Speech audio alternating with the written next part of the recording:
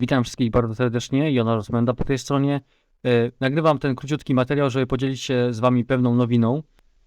Odezwał się do mnie Hubert Wójcik, który jest studentem drugiego roku na Uniwersytecie Łódzkim, translatoryki. Jest to jego praca magisterska i zaproponował mi on skorzystanie ze swojego oprogramowania i tłumaczenia, abym mógł łatwiej dodawać do tej gry jego tłumaczenia. Przejrzałem sobie właśnie w tej chwili na szybko i zobaczcie, jak to jest świetnie zrobione. Zaczynamy sobie od języka polskiego, podajemy swoje imię.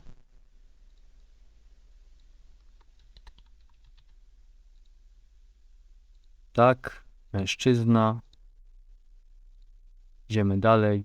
Możemy zobaczyć wstęp. I tu jest tekst, który mówi narrator podczas wprowadzenia do gry. Kontynuujemy. Tutaj przechodzimy przez świątynię prób.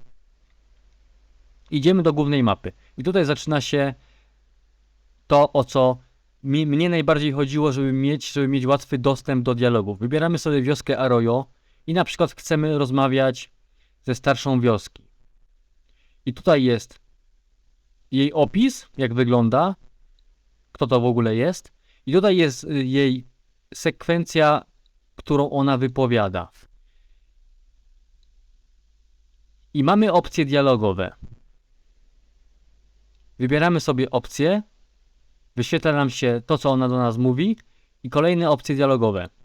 Ja mogę sobie tutaj łatwo wszystko skopiować. Ctrl-C i Ctrl-V. Świetnie. I najlepsze jest to, tego mi w ogóle brakowało podczas przepisywania tekstów obok z laptopa z oryginalnej gry. Żeby uzupełnić resztę opcji dialogowych, musiałem rozpoczynać w grze oryginalnej całą konwersację od nowa. Czasami musiałem wczytać grę i rozpoczynać konwersację od nowa. A tutaj Hubert dodał, że opcję cofnięcia się w tył. I znowu mogę przepisać kolejne opcje dialogowe. I to jest świetne. Dzięki temu będę mógł pod opcją, co to miało znaczyć, przepisać wszystko. Dalej mogę iść i przepisać wszystko. Cofnąć się później, wybrać kolejną opcję i znowu przepisywać. I tego mi właśnie brakowało. I ja chętnie z tego skorzystam. Tym bardziej, że to już jest przetłumaczone. Mało tego, korzystając z okazji, że to nagrywam, pojawiła się opcja w Eleven Labs wygenerowania nowych dźwięków mowy postaci, biorąc tą samą barwę głosu, ale wypowiadaną już w języku polskim. Także tymczasem ja się żegnam. Do następnego materiału. Na razie, cześć. Hello there. I haven't seen you in Klamath before. I'm Aldo, the town greeter.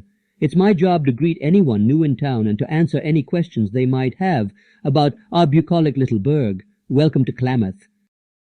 Cześć, nie widziałem cię wcześniej w Klamath. Jestem Aldo, witający w mieście.